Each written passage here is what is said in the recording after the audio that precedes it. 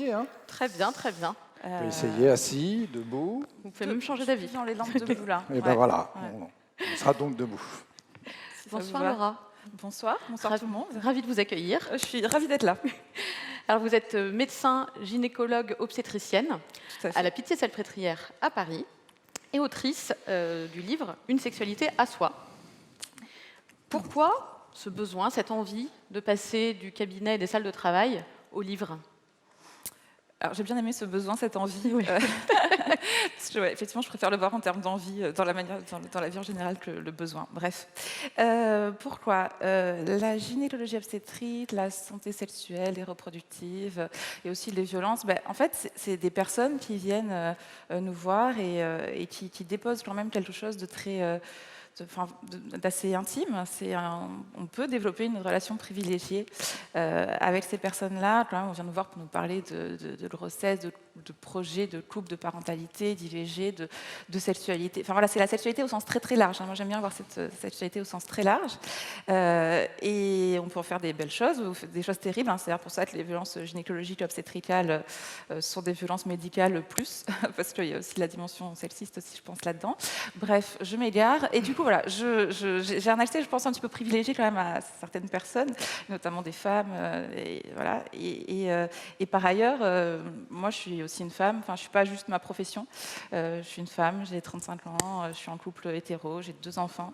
Et je suis surtout féministe. Et il y a eu un moment où, pour moi, c'était important de faire le lien entre la pratique et la théorie, ou la théorie et la pratique, on le prend dans le sens qu'on veut. Et ce livre, ça m'a permis ça, je pense, j'espère. À vous de me dire. Féministe depuis toujours ou il y a eu un déclic? Depuis toujours. Qui est féministe depuis toujours? On ne naît pas féministe, je pense. Non, je ne suis pas féministe depuis toujours. Si je dois le dater, ça serait vraiment mon entrée dans la maternité. Je pense que je suis mon genre en pleine face en disant, en fait, je suis vraiment une femme. Je pensais que je pouvais y échapper. J'étais très naïve à l'époque. Et non, voilà. Mais c'est ça. On peut aller très vite, en fait, je pense, en féminisme. C'est un avantage. Alors, Laura, le point de départ de votre thèse, c'est que la sexualité est au cœur du rapport de domination et donc du patriarcat. Et alors, on va commencer par ce sujet comme ça, un peu copieux. Il faut le dire, ça sera fait. C'est pas un gros mot. Mais c'est quand même ça la thèse, le point de départ. Oui. En fait, je pense que c'est vraiment dans les deux. Parce que la sexualité au cœur du patriarcat, le patriarcat au cœur de la sexualité. Je pense que voilà, c'est quelque chose qui se lit dans les deux sens. Le patriarcat, c'est aussi une vision incomplète. Je pense que la sexualité, c'est au cœur des rapports de domination, parce que la sexualité, ça, c'est pas moi qui le dis, c'est notamment les sociologues, c'est ce qu'on peut appeler un fait social total. La sexualité, ça n'existe pas en soi, pour soi, à côté. C'est ça que quand je parle de sexualité, je parle pas non plus que de sexe ou de rapport sexuel. Ça n'existe jamais seul. C'est au sein d'un ensemble beaucoup plus vaste. Et comme la sexualité existe dans une société donnée, avec ses représentations culturelles, avec ses institutions, avec son école, etc., du coup, forcément, c'est en lien. Et en l'occurrence, le patriarcat, si on doit... parce qu'il y a tous les rapports de domination, donc on peut aussi faire entrer les rapports racistes, les rapports classistes, les rapports validistes, etc. Je ne vais pas faire la liste, mais si on doit faire entrer le patriarcat, en fait, effectivement, très, très jeune, on apprend aux petites filles, puis aux jeunes filles, à avoir que ce soit aux petites filles à être bien polies et bien gentilles, puis après aux jeunes filles à désirer être désirées, parce que c'est quand même, et ça c'est un truc de représentation aussi beaucoup, comme si le désir féminin, au sens large du terme, c'était avant tout non pas un désir agissant, un désir sujet, mais le désir d'être désiré. Ça c'est, je pense que quelque chose qui m'a frappée en grandissant, en fait. Et c'est le début, ce genre de représentation, en fait, on parle beaucoup de continuum des violences, on peut parler de continuum de la sexualité. C'est ce genre de représentation qui font aussi après le lit et le terreau des violences sexuelles, des violences conjugales. On ne peut pas parler de sexe sans parler de violence. On peut pas, parce que tout est d'emblée, inscrit, oui, effectivement, je pense, dans nos corps, et on nous inscrit ça très jeune et très tôt dans nos corps. Et c'est pas tellement le problème que... Et après, le problème aussi, c'est le monde binaire, parce que quand je dis on apprend aux petites filles à être gentilles, à être aimables, c'est pas un problème d'apprendre aux petites filles à être gentilles, à être aimables, mais c'est un problème de leur apprendre ça en comparaison à des petits garçons à qui on va apprendre à être agressifs, puis plus tard que ce sont des hommes et qu'ils ont des pulsions et que pour ça, ils doivent les assouvir. Donc c'est aussi cette question de mise en regard et de face à face qui est, je pense, un petit peu délétère. On voit là, quand vous nous parlez des jeunes filles, des jeunes hommes, le sujet éducation qui est votre cheval de bataille. Pour vous, on fait l'amour comme on l'apprend, et on ne l'apprend pas bien. Et vous prenez notamment l'éducation sexuelle positive. Ouais. Est-ce que vous pouvez nous en dire plus ? Oui, alors on ne l'apprend pas. Je ne sais pas si on peut bien l'apprendre, mais l'éducation à la sexualité, globalement, c'est pendant très très longtemps, c'est historique. Hein, c'est aussi parce que l'éducation à la sexualité en France a été suite à toutes les batailles des années 70 sur l'IVG, la contraception, puis après les années SIDA. Et en fait, ça a vraiment imprégné notre culture de l'éducation à la sexualité, qui jusqu'à très peu de temps, qui restait très empreinte d'une éducation centrée sur le risque d'infections sexuellement transmissibles, sur le risque de grossesse non désirée. Donc on voit déjà un truc, et sur le risque du VIH. Hein, c'est vraiment donc c'est important d'en parler. Je ne dis pas qu'il ne faut pas en parler aux jeunes. Enfin, c'est pas du tout mon propos. Évidemment qu'il faut en parler. Mais ce que je dis aussi, c'est qu'il n'y a pas que ça dans la sexualité, et c'est pas. Enfin, et puis, franchement, c'est pas que moi qui le dis. Hein, il suffit de regarder sur le site de l'OMS. Hein, ça fait très longtemps qu'on parle de santé sexuelle, qu'on parle de dire que en fait, l'éducation à la sexualité, c'est aussi pouvoir dire que la sexualité, ça peut être un espace de plaisir, ça peut être un espace d'accomplissement. Mais pour ça, il faut avoir c'est pas le monde des bisounours non plus. C'est pas juste dire bon jouissez, vous irez mieux. Ça, voilà, on est les années 70, ça ne marche pas en fait. C'est pas jouissez sans entrave. C'est dire effectivement vous. Je sais pas comment ça va être pris, mais j'allais intervenir. Voilà. Ouais, du coup, vous lancez mon appel. Attendez, petite pause d'oreille. J'ai fait la même chose. Hein. Ouais, j'allais dire, tu m'as piqué ma blague. Parce que moi, j'ai connu le même problème voilà, ça après. Je me dénie.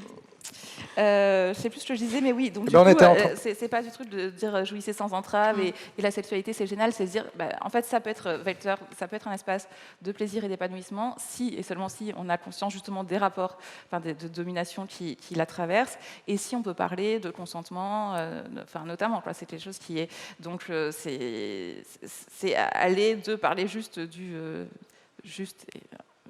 exclusivement du VIH et des grossesses non désirées à parler de la sexualité justement dans son ensemble avec tout ce que ça a de positif comme de négatif. Alors du coup, vous avez un point de vue qui n'est peut-être pas dans la norme, notamment sur les réseaux sociaux, puisque la question de l'apprentissage de la sexualité, en particulier pour les jeunes, passe beaucoup par le prisme d'Internet aujourd'hui, beaucoup plus que par l'école, par exemple. Et on a des raisons de craindre l'influence d'Internet sur l'éducation de ces jeunes, en particulier les enfants. On sait que l'exposition à des films porno commence très tôt. L'âge moyen en France, c'est 9 ans, je crois. Mais pour autant, vous ne jetez pas le bébé avec l'eau du bain. Vous considérez qu'il y a beaucoup de choses positives sur les réseaux sociaux et qui peuvent contribuer à former les jeunes. Non, mais je pense que l'éducation, ce qu'on appelle institutionnelle à la sexualité, c'est-à-dire globalement l'école et les médecins au sens large, le corps médical et le corps éducatif sont très importants, mais que ça ne suffit pas. Il y a des choses qu'on n'ira jamais dire à un médecin, une infirmière, un prof et encore moins un parent. C'est pas le lieu en fait. Il y a des choses dont on ne peut pas parler avec ces personnes-là, et c'est très bien. Et je pense qu'effectivement, les réseaux sociaux, que ce soit avec le développement de tout ce qu'il y a autour d'Instagram, de gens qui se saisissent du sujet, en fait, je pense qu'il faut sortir vraiment de cette posture surplombante en disant moi, je vais vous apprendre ce que c'est la sexualité. Pas du tout. Enfin, moi, je ne prétends pas apprendre à qui que ce soit.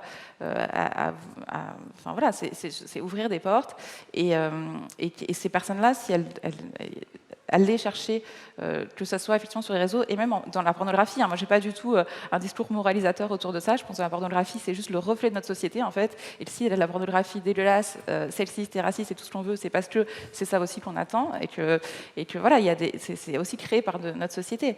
Donc, il y a des réponses à des questions que les jeunes ne trouveront jamais ailleurs que sur Internet et avec la pornographie, par exemple. Et notre enjeu à nous, je pense, en tant qu'institutionnel, justement, c'est plutôt de leur apporter les clés et les armes pour se forger un esprit critique, parce que les jeunes ne sont pas débiles, en fait. Ils peuvent très bien aussi faire la part des choses et bien se rendre compte que la pornographie, ce n'est qu'un film, que s'ils voient une scène sexiste, reconnaître que c'est une scène sexiste. Et en fait, des scènes sexistes et racistes, on en voit partout dans toutes les représentations culturelles, en fait. C'est pas exclusif à la pornographie. Donc là, on parle d'éducation. On a plutôt parlé du coup d'une cible plutôt jeune.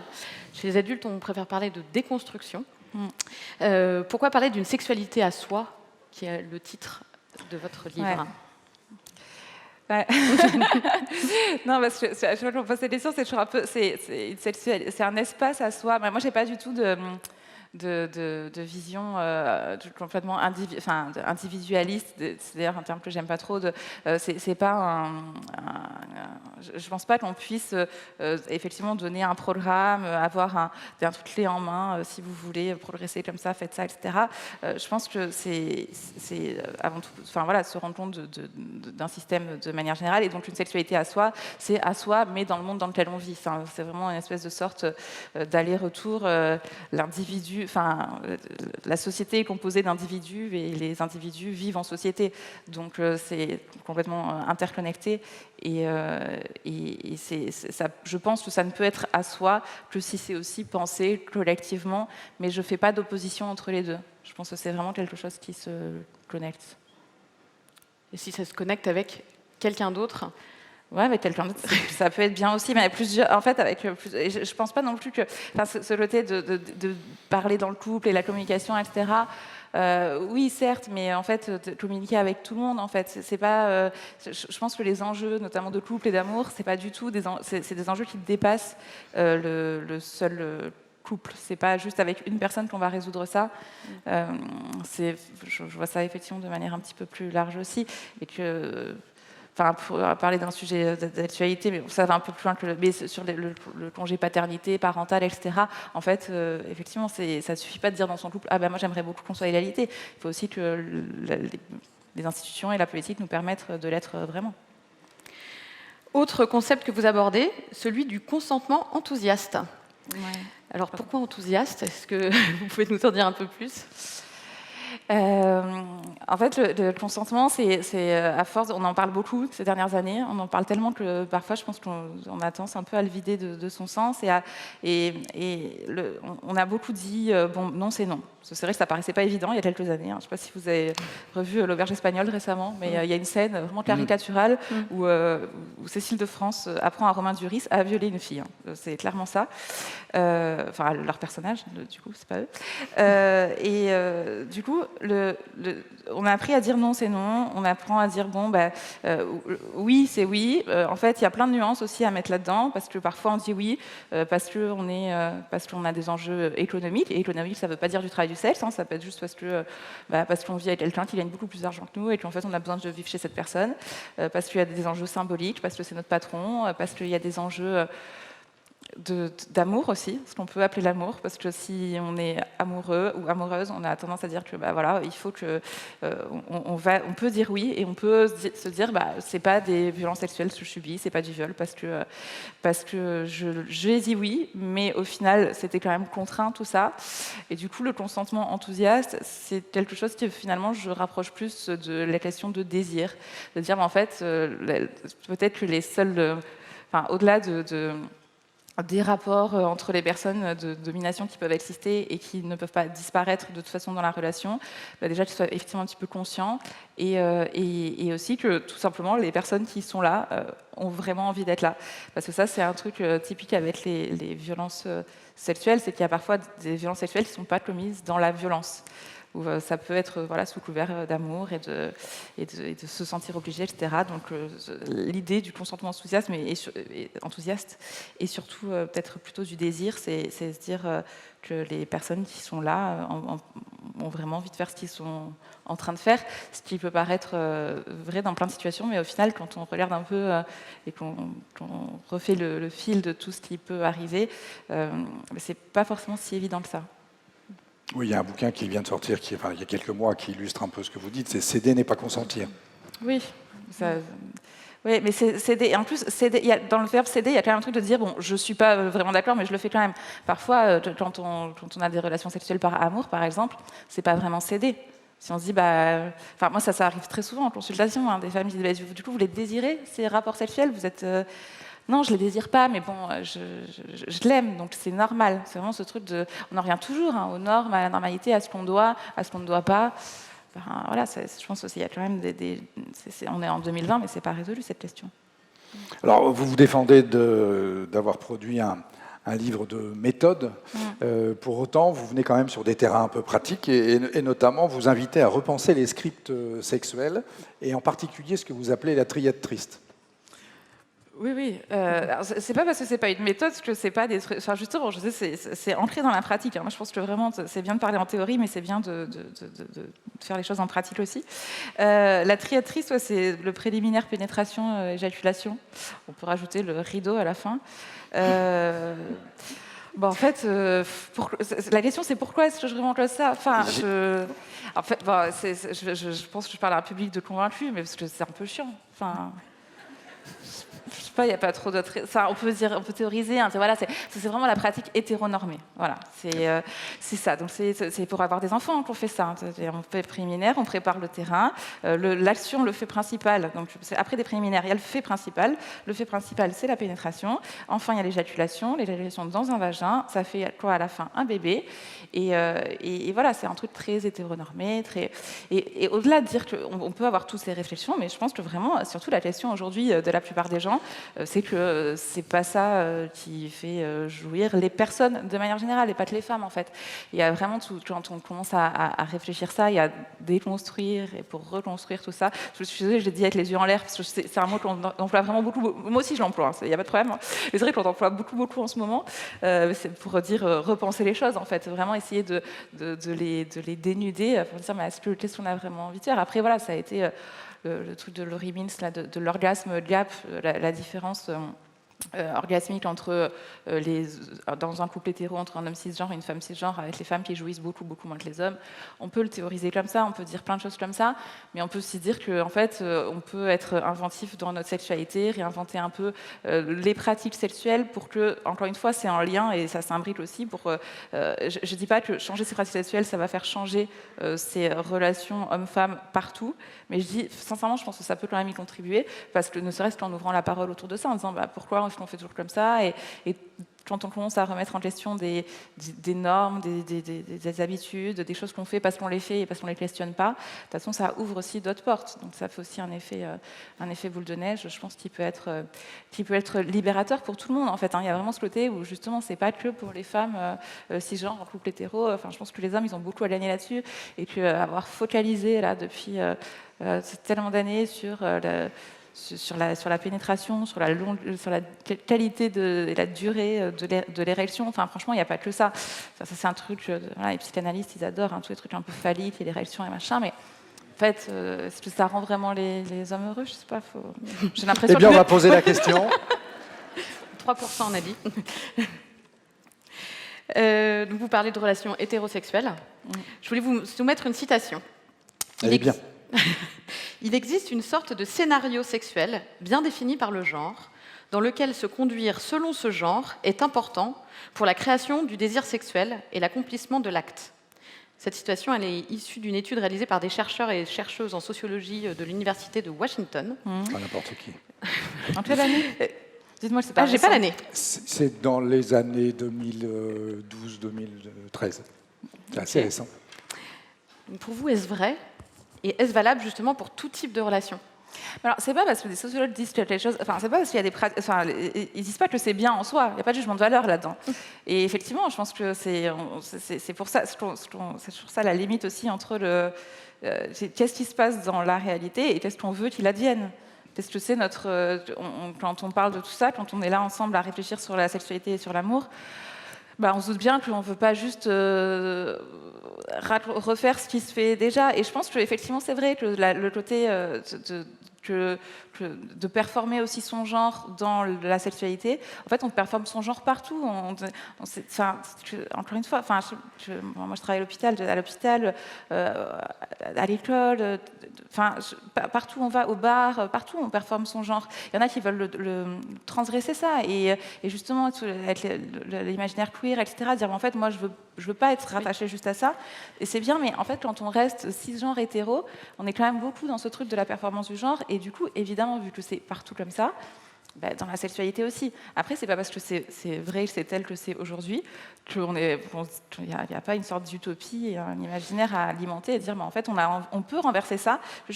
On peut justement, on n'est pas obligé d'être queer, on n'est pas obligé d'être LGBTQI+, pour pouvoir aussi vouloir renverser un peu cette performance de genre. Et ça va beaucoup plus loin que l'aspect physique ou le fait d'être maquillé ou d'être coiffé ou d'avoir des cheveux longs. Et ça va, ça rejoint vos autres thématiques. C'est une femme qui gagne plus d'argent qu'un homme, ça reste renverser son assignation de genre. Une femme qui fait qui est une sportive de haut niveau, ça reste renverser son assignation de genre. En fait, il y a plein de choses comme ça.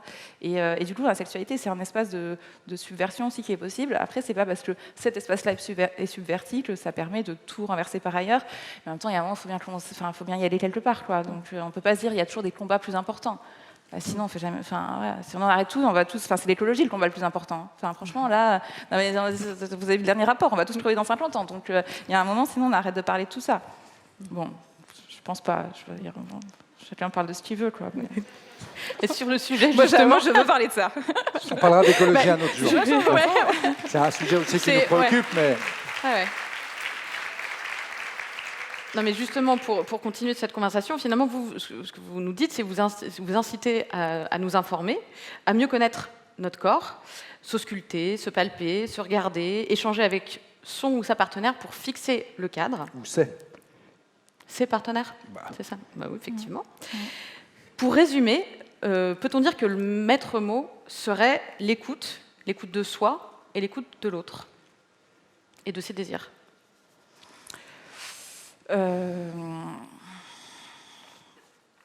Pardon. C'est pas. Mais non, c'est pas facile non plus à 21 heures. Non, mais je trouve ça vraiment. En fait.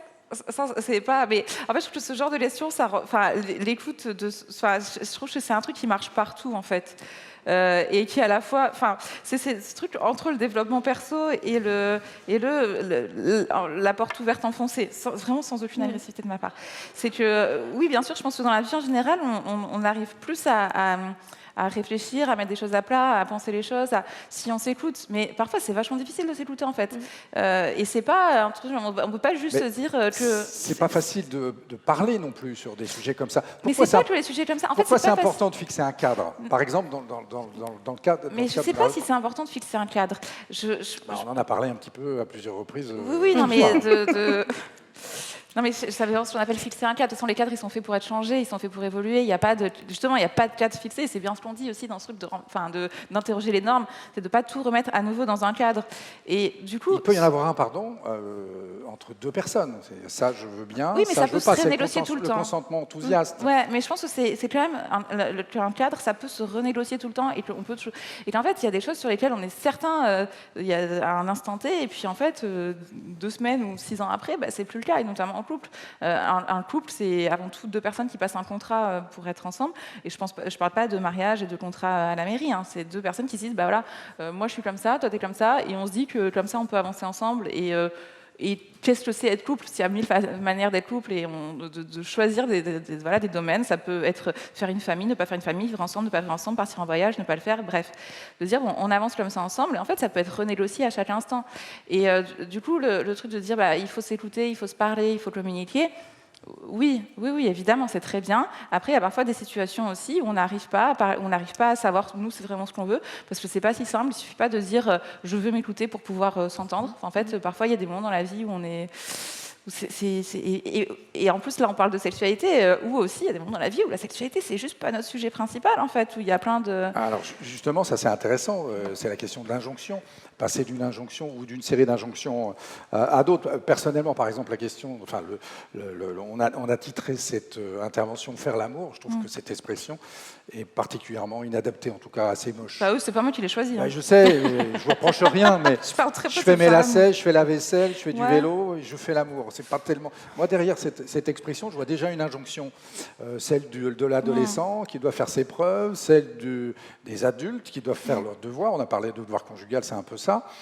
Et du coup, la question, c'est est-ce qu'on peut être heureux sans faire l'amour? Et je rappelle qu'on est dans une interview et pas dans une consultation, docteur. Non, mais on peut... On peut aussi, mais c'est pas le sujet. Intimement. Est-ce qu'on peut être heureux sans faire l'amour? Alors, je ne sais pas ce que ça veut dire être heureux, et je ne sais pas trop ce que ça veut dire faire l'amour, mais j'ai envie de dire que, comme ça, spontanément, oui. En fait, mon prisme, vraiment, comme je le dis souvent, la sexualité, c'est pas que le sexe. Vivre sans sexe pendant 5 minutes ou toute la vie, en fait, franchement, peu importe. Mais même si on vit sans pratiquer le sexe, bon, là, je dévie de la question initiale. Pardon. Non, pas forcément. Non, mais j'allais dire, même si on vit sans, ça ne veut pas dire que notre sexualité n'est pas présente. Ça ne veut pas dire que, voilà, qu'on le porte pas quand même partout où on va. Donc voilà, et ça ne veut pas dire que si on est en couple, notamment, tout le monde attend de nous qu'on ait des relations sexuelles. Le sexe, le baromètre du couple, là, vous savez. Voilà, c'est des choses qui est attendu par. Enfin voilà, on s'est attendu. Vous allez en parler tout à l'heure, mais c'est attendu d'avoir des enfants. C'est attendu d'avoir des enfants pour un couple hétéro entre 25 et 35 ans. Mais pas pour des femmes seules, pas pour des femmes trans, pas pour des... Bon, bref. Donc, je m'égare. Non, c'est vrai, mais ce que vous dites, c'est que c'est difficile de se détendre de toute façon sur ce sujet-là, finalement. De se détendre. Bah oui, il y a toujours... C'est pas facile de se détendre. Il y a toujours potentiellement un problème dès qu'on parle de sexualité. Mais un problème... Non, mais... je ne sais pas si c'est problème. Il y a des questions, quoi. Ouais.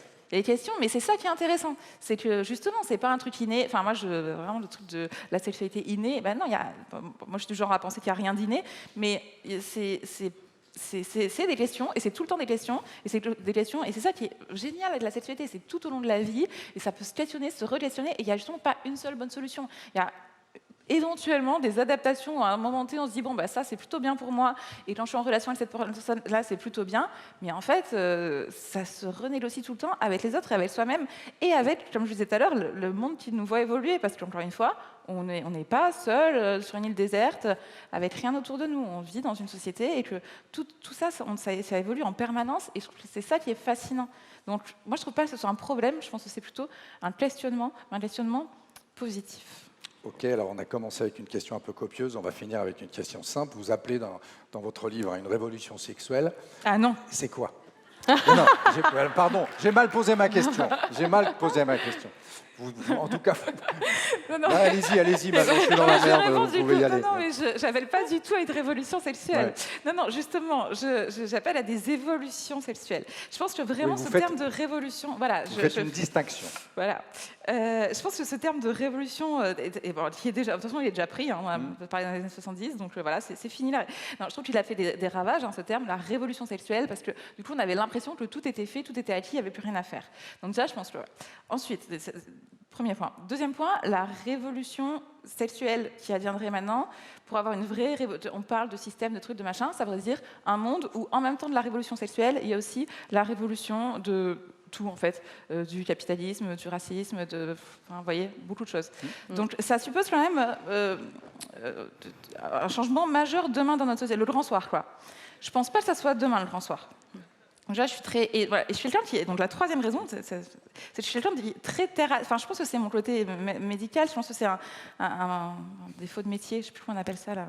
Bon, bref. Déformation professionnelle. Une déformation professionnelle, voilà. Qui est que je suis très dans ce truc de l'ici et maintenant. Et ici et maintenant. Je dis ça avec un petit accent niçois, excusez-moi, je dis maintenant. Bon, c'est ici et maintenant que ça se passe, et en fait, on ne va pas attendre... Enfin, en fait, on ne va pas attendre la chute du système sexiste, on ne va pas attendre la chute du patriarcat pour tenter d'avoir des relations saines et égalitaires. Et si on doit parler de sexualité, pour jouir. Enfin, il y a un moment, en fait, je sais pas, moi j'ai 35 ans et j'ai vraiment l'impression que je vais mourir sans avoir vu la révolution globale de l'ensemble de l'humanité. Du coup, sinon, tant pis, on s'arrête là et voilà, je vous dis, on arrête de parler de ça. Bah, non, si on veut en parler, on accepte que c'est pas révolution demain, qu'il n'y a pas tout qui va changer en même temps, mais que chacun est ensemble et comme ça, on puisse faire évoluer les choses petit à petit dans ce qu'on a envie de faire au moment où on a envie de le faire, sans se forcer à quoi que ce soit, sans se dire il faut absolument que si je suis un homme, que je découvre ma prostate pour être un homme libéré. Si c'était ça la question. On n'en a pas parlé jusqu'à présent. On pourra en reparler peut-être en coulisses. Merci. Merci à vous.